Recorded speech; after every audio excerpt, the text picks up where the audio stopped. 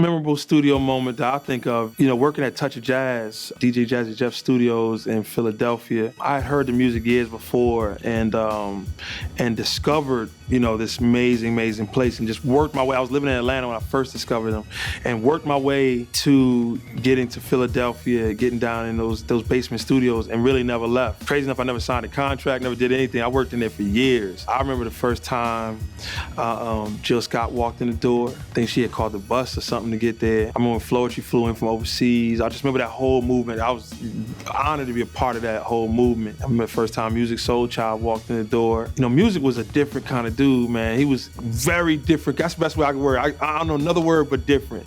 The best way I could describe it would be, say we working on a studio and he came in, what's up, man? What's up? My name is Musiq. All right, cool. You slept at 5. And then like maybe an hour later, you forget he was in the room. And then you would just hear something like, somebody like, what the hell is that noise?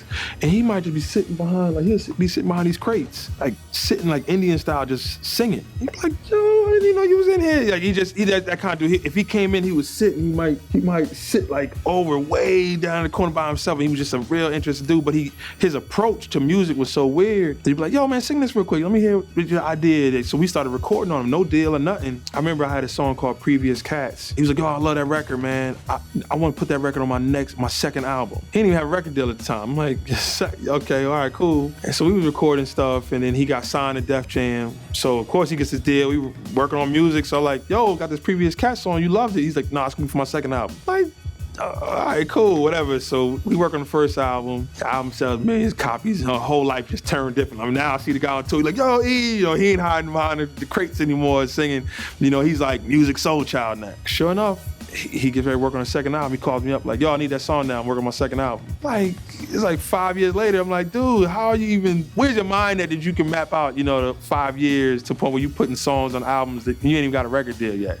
So that'll be one of my studio stories. Just like basically get naked and shake it and you can be cool. Like this has actually been said to me. He's trying to fix the microphone for him and boom, and Stevie goes, oh man, and there's blood running down his mouth. I was holding his leg, pressing his back leg when he was supposed to sing. I had lost everything. The next step for me was death or incarceration.